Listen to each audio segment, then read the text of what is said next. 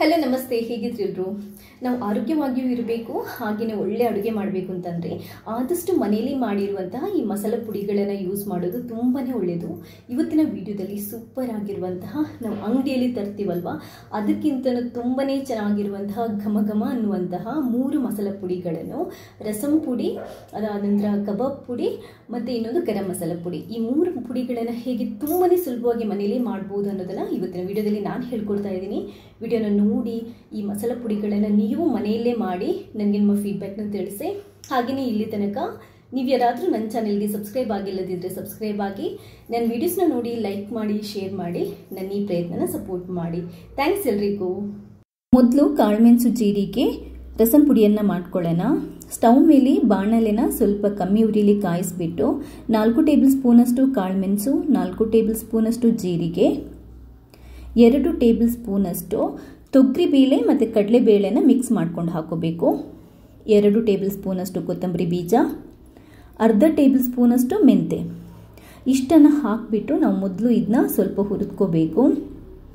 ಕಡಲೆಬೇಳೆ ಮತ್ತು ತೊಗರಿಬೇಳೆ ಕಲರ್ ಸ್ವಲ್ಪ ಚೇಂಜ್ ಆದ ನಂತರ ನಾವು ಅದಕ್ಕೆ ಖಾರ ಮೆಣಸನ್ನು ಹಾಕೋಬೋದು.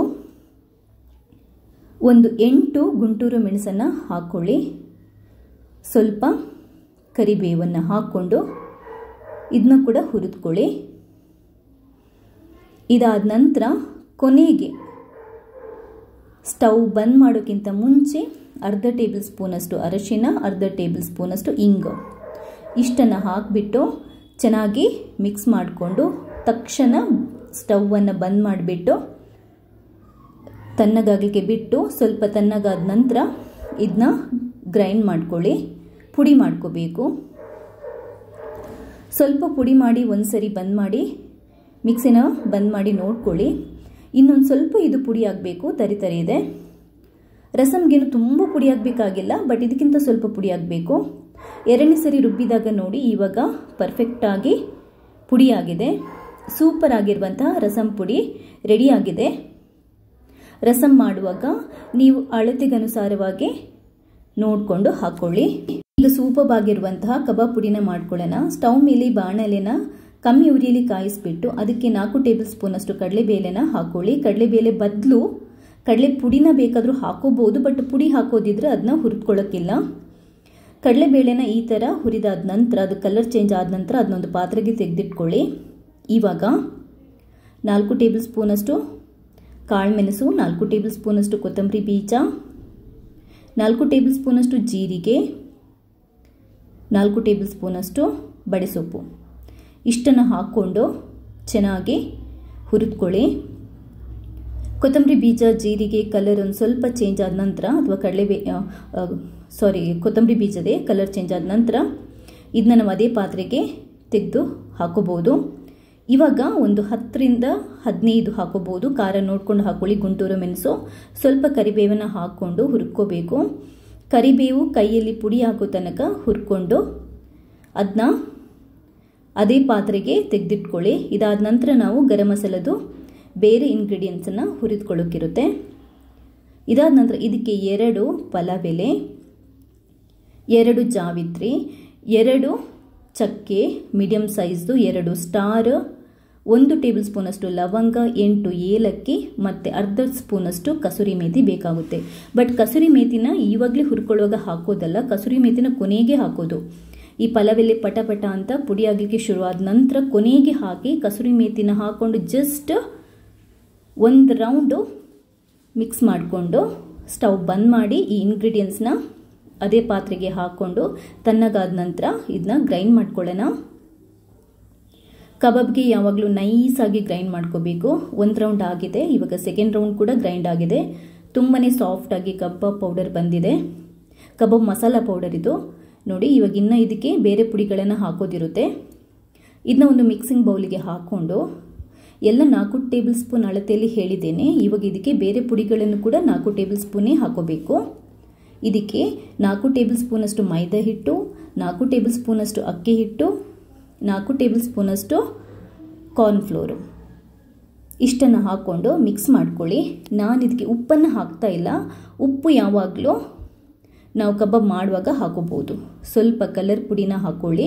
ಕಲರ್ ಪುಡಿ ನಿಮ್ಮ ಚಾಯ್ಸ್, ಬೇಕಿದ್ರೆ ಹಾಕೋಬಹುದು. ಇಷ್ಟು ಹಾಕೊಂಡ್ರೆ ಕಬಾಬ್ ಪೌಡರ್ ರೆಡಿ ಆಗುತ್ತೆ. ಇದನ್ನ ಡಬ್ಬದಲ್ಲಿ ಹಾಕಿ ಎಷ್ಟು ದಿನ ಬೇಕಾದರೂ ಇಡಬಹುದು. ಅರ್ಧ kg ಚಿಕನ್ ಮಾಡೋದಿದ್ರೆ 3 ಟೇಬಲ್ ಸ್ಪೂನ್ ಈ ಕಬಾಬ್ ಪುಡಿ ಬೇಕಾಗುತ್ತೆ. 1 ಟೇಬಲ್ ಸ್ಪೂನ್ ಅಷ್ಟು ಉಪ್ಪು ಬೇಕಾಗುತ್ತೆ. ಆಮೇಲೆ ಲಿಂಬೆ ರಸ, ಶುಂಠಿ ಬೆಳ್ಳುಳ್ಳಿ, ಕೊತ್ತಂಬರಿ ಸೊಪ್ಪು ಹಾಕೋಬಹುದು.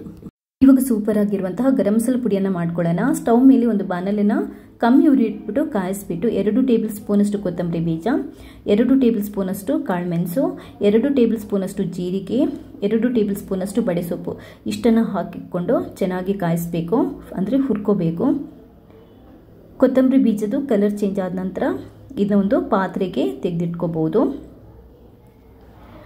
ಇದಾದ ನಂತರ ನಮಗೆ ಒಂದು 12 ಹಸಿರು ಏಲಕ್ಕಿ, 6 ಕಪ್ಪು ಏಲಕ್ಕಿ, 2 ಜಾವಿತ್ರಿ, 2 ತುಂಡು ಚಕ್ಕೆ, 4 ಪಲವೆಲೆ, 1 ಟೇಬಲ್ ಸ್ಪೂನ್ ಅಷ್ಟು ಲವಂಗ, 1 ಜಾಯಿಕಾಯಿನ ಹುರ್ಕೊಳ್ಳಿಕ್ಕಿಲ್ಲ, ಅದಾದ ನಂತರ ಪುಡಿ ಮಾಡಿ ಹಾಕೋದು.